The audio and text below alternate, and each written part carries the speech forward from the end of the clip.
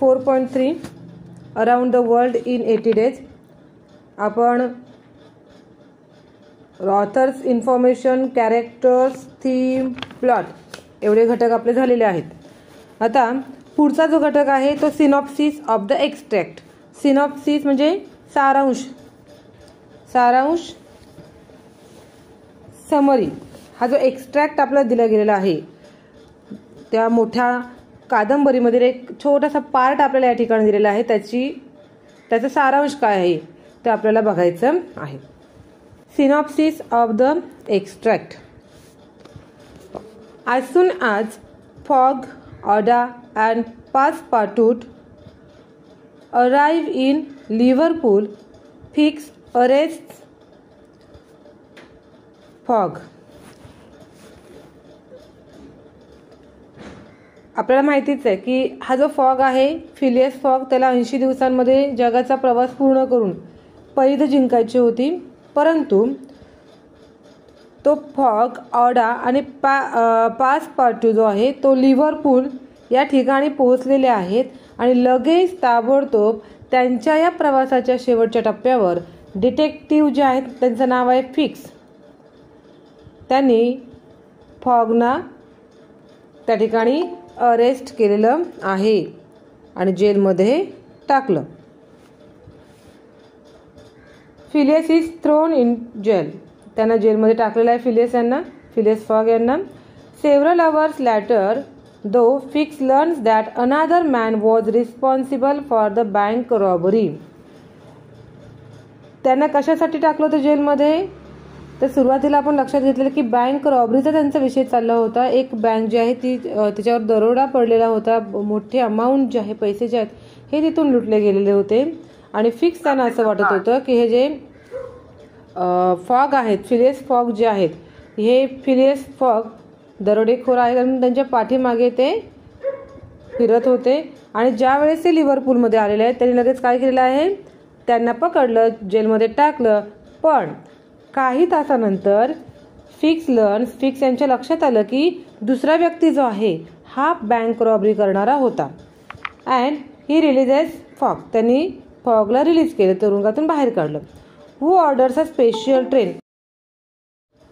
त्यांनी काय केलेलं आहे तर स्पेशल ट्रेन जी आहे ती पुढील ठिकाणापर्यंत शेवटच्या टप्प्यात जाण्यासाठी मागवलेली आहे, बुक केली. त्या काळामध्ये म्हणजे 1828च्या दरम्यान स्पेशल ट्रेन त्या ठिकाणी आपण अलाउ करू शकत होतो, आपण परमिशन घेऊन ती आपल्यासाठी घेऊ शकत होतो.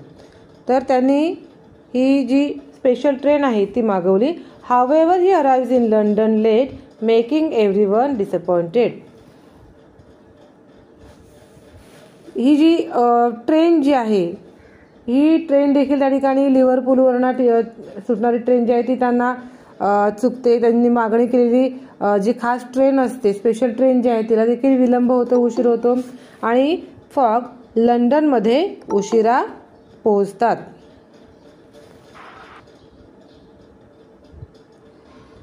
उशिरा पोहोचल्यानंतर त्या ठिकाणी आता पैजेची जी अंतिम मुदत आहे ती संपलेली आहे, आपण पैज हरलेलो आहोत असं त्यांना वाटतं आणि ते या भीतीमुळे ते काय होतात, निराश होतात, दुःखी होतात. Phileas and company R now broke. Phileas आणि कंपनी मीन्स त्यांच्यासोबत असणारे व्यक्ती, ऑडा आणि पासपार्ट. तर हे काय करतात, हे निराश होतात. The deadline for the bet has passed. पैज जिंकण्याची जी टाइमलाईन होती, अंतिम मुदत जी होती ती निघून गेलेली होती. And there is nothing to do but go home and pouch. आता काय त्यांच्यासमोर प्रश्नचिन्ह होता. आता आपण काहीच करू शकत नाही, जी अंतिम मुदत होती ती मुदत संपलेली आहे. आता आपण घरी जाऊन गप्प बसणं याशिवाय काहीही, किंवा दुःख करत बसणं याशिवाय काहीही आपल्याकडे पर्याय नाही. Phileas locks himself in his room. Phileas काय करतात तर स्वतःला आपल्या त्या खोलीमध्ये अडकवून घेतात, बंद करून घेतात. And for the first time allows himself to be seriously depressed. आणि आयुष्यामध्ये पहिल्यांदाच ते एवढे निराश झालेले आपल्याला पाहायला मिळतील.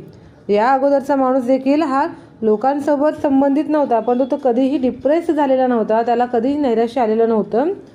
परंतु यावेळेस मात्र अतिशय प्रामाणिकपणे प्रयत्न करून त्या ठिकाणी स्वतःला प्रूव्ह करण्यासाठी त्याने काय केलेलं होतं, तर प्रयत्न केलेला होता आणि तरी देखील ते पैज हारलेले आहेत. या कारणानं ते आता दुःख व्यक्त करीत आहेत. The following evening Fogg apologises to Aouda for being unable to provide for her comfort as a result of losing the bet. दुसऱ्या दिवशी संध्याकाळी the following evening Fogg apologise, त्यांनी माफी मागतात. ते कोणाची? ऑडाची. ती जी मैत्रीण त्यांची जी आहे, प्रेयसी जी आहे, तिची माफी मागतात. For being unable to provide for her comfort, तिला आता यापुढे कधीही आपण चांगलं असं जीवन देऊ शकत नाही लग्न झाल्यानंतर, आणि म्हणून तिची माफी मागतात. कारण त्यांच्याजवळ असणारे जे पैसे असतात हे पैसे संपलेले आहेत ट्रिपमध्ये.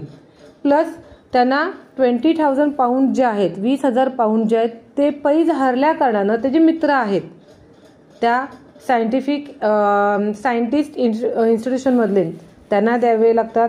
आणि त्यामुळे आता जेवढे काही आपल्याकडे पैसे होते ते संपलेले आहेत. आता आपण गरीब झालेलो आहोत, त्यामुळे ज्या गोष्टी दिल्या गेल्या पाहिजेत, सुख समाधान दिलं पाहिजे, त्या आता आपण देऊ शकत नाही असे ते माफी मागतात. She in turn proposes marriage to him, तिला हे सांगितल्यानंतर, ते माफी मागितल्यानंतर त्याच्या विरुद्ध तीच उलट त्यांच्यासमोर लग्नाचा प्रस्ताव ठेवते. ऑडा त्या फॉक्समोर लग्नाचा प्रस्ताव ठेवते. And he joyfully agrees. तिने जेव्हा हा लग्नाचा प्रस्ताव ठेवलेला आहे तेव्हा जे फॉग आहेत त्यांनी देखील आनंदाने ते मान्य करतात. Passepartout is sent to engage a clergyman. Clergyman means पुजारी.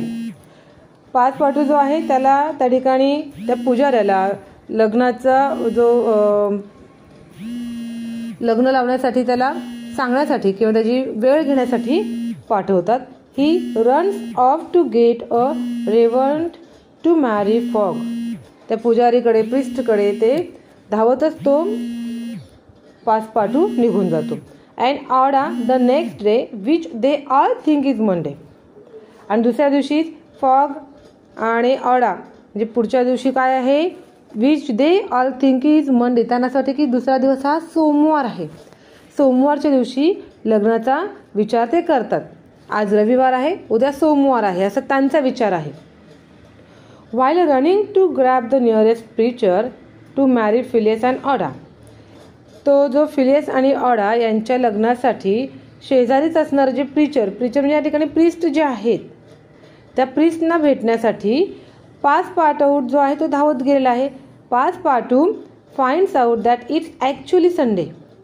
जेव्हा तो दुसऱ्या दिवशी त्या ठिकाणी धावत जाऊन प्रिस्ट जे आहेत त्यांना विचारणा करतो, त्यावेळेस तो सोमवार नसून रविवार आहे हे त्याच्या लक्षात येतं. Not Monday like the group has been thinking. ज्या पद्धतीनं ऑडा, पासपार्टू आणि हे फिलियस फॉग हे काय समजतात, आज रविवार आहे, उद्या सोमवार आहे आणि उद्या सोमवारच्या चांगल्या दिवसावर आपण लग्न करूयात. पासपार्टू त्या ठिकाणी त्या प्रिस्टना म्हणजे चर्च जे प्रिस्ट आहेत त्यांना त्या लग्नासाठी सांगायला जात आहे. तेव्हा त्याच्या लक्षात येते तिथे गेल्यानंतर की उद्या सोमवार नसून रविवार आहे. आता हे नक्की काय आहे ते आपल्या लक्षात येईल बघा पुढे. By travelling eastward around the world, Phileas Fogg by travelling eastward, जेव्हा सतत पूर्व दिशेने जगप्रवास केल्यामुळे फिलियस फॉग जे आहे ते मास्टर कॅल्क्युलेटर आहेत. अतिशय हुशार असं हे कॅल्क्युलेट करणारा व्यक्ती आहे. अँड ऑबेसिव्ह ऑर्गनायझर, आणि खूप चांगल्या गोष्टी एकत्रित करून त्या सॉल्व करण्याचा प्रयत्न हा व्यक्ती करत असतो. Has forgotten the time he has gain by journeying through all those time zones.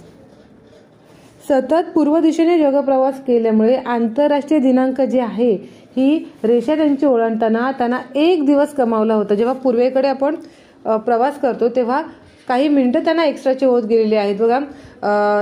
आता काही ठिकाणी आता आपल्याकडे जो आहे हा सकाळ झालेला आहे, काही ठिकाणी ती याच टायमिंगला थोडंसं टायमिंग जे आहे तो दुपारचा असेल, काही ठिकाणी त्याच्या पुढे गेलो तर तो संध्याकाळ असेल आणि त्याच्या पुढे गेलो तर ती रात्र असेल. तर ही जी इंटरनॅशनल डेडलाईन जी आहे, हा जो प्रवास त्यांनी पूर्वेकडे सतत गेल्या कारणानं आजचा त्यांना आता या ठिकाणी त्यांना सोमवारपासून सुरुवात केली तर पुढे पुढे जात असताना त्यांना तो काही मिनिटे काही तास एकत्रित करून पूर्ण एक दिवस 24 तास जे आहेत हे त्यांना जास्तीचे मिळाले आहेत. हे कॅल्क्युलेशन त्यांच्या देखील डोक्यात आलेलं नाही, एवढा मास्टर तो असून देखील. He learned that their journey through the time zones had gained them a day that they are not all that late. आणि मग जेव्हा त्यांचे ते लक्षात येतं की आपण या पद्धतीनं प्रवास केल्याकडनं पूर्ण दिवस म्हणजे 24 तास पैजेच्या एक दिवस अगोदरच आपण त्या ठिकाणी लंडनमध्ये आलेलो आहोत हे त्यांच्या लक्षात येतं. पासपार्टू रेसेस होम. पासपार्टू काय करतो, लगेच धावत धावत घरी जातो. ग्रॅब्स फिलियस बाय कॉलर, अगदी त्यांच्या कॉलरला शेवटच्या कॉलरच पकडतो आणि त्यांना shows him into the cab, त्यांना त्या कॅबमध्ये ढकलतो. And deposit him at the club, आणि त्या क्लबमध्ये घेऊन रिफॉर्म क्लबमध्ये घेऊन जातो. म्हणजे ते त्या तो पासपार्टू जो आहे हा देखील अतिशय हुशार आहे, हे आपण अगोदरच माहिती करून घेतलेलं. म्हणजे हा जो नोकर आहे त्याच्या ते लक्षात आल्यानंतर तो धावत घरी जातो. त्या फिलियस फॉग त्यांना पटकन पकडतो, कारमध्ये टाकतो आणि त्या रिफॉर्म क्लबला घेऊन जातो. Phileas represents himself with minutes to spare and effectively wins the bet. Phileas काही मिनिटे शिल्लक असताना आपल्या प्रतिस्पर्ध्यांसमोर सादर होतात. कोणाकोणासमोर, ते त्यांचे ते 3 फ्रेंड्स आहेत ना ज्यांच्यासोबत त्यांनी बेट लावलेले आहे त्यांच्यासमोर अतिशय काही मिनिटं फक्त त्या ठिकाणी शिल्लक असतात आणि तो जाऊन समोर उभा राहतो आणि आपली पैज जिंकतो. Has rich once more, he is rich once more. पुन्हा एकदा तो श्रीमंत होतो, कारण 20,000 पाऊंड जे आहेत हे आता 3 जण मिळून त्या फिलियस फॉग यांना देणार आहेत. But more important as he says to himself, त्यांनी स्वतःला सुरुवातीला काही सांगितलं होतं, तर जरी तो श्रीमंत झालेला असेल तरी देखील he has won the heart of charming woman. त्यांनी ही जी भेट आहे ही पैशांसाठी लावलेली नाही. Most important is to get his own respect from others. दुसऱ्यांकडून त्यांना आदर पाहिजे होता, पैशासाठी त्यांनी ही भेट लावलेली नसते. आणि सगळ्यात महत्त्वाची गोष्ट आहे, in that total journey he won the heart of a charming woman Aouda. सुंदर अशा त्या ऑडा ही जी स्त्री आहे, मुलगी जी आहे, तिचं हृदय त्यांनी जिंकलेलं असतं. बेट तर पैस तर जिंकलेलेच आहेत, परंतु त्याच्याहीपेक्षा महत्त्वाचं त्यांच्या आयुष्यामध्ये मानवी संबंध किती महत्त्वाचे असतात हे लक्षात आलेलं आहे. कारण त्याच्या अगोदर आपण समजून घेतलेलं आहे की एकांतात राहणारा, कोणाशी संबंध जास्त न ठेवणारा असा हा फिलियस फॉग होता. पण त्या संपूर्ण जगप्रवासामध्ये त्याला मानवी संबंधांचे महत्त्व जे आहे आपल्या आयुष्यामध्ये इतर व्यक्तींचं किती मोठं महत्त्व आहे हे त्याच्या लक्षात आलेलं आहे. तर सिनॉप्सिस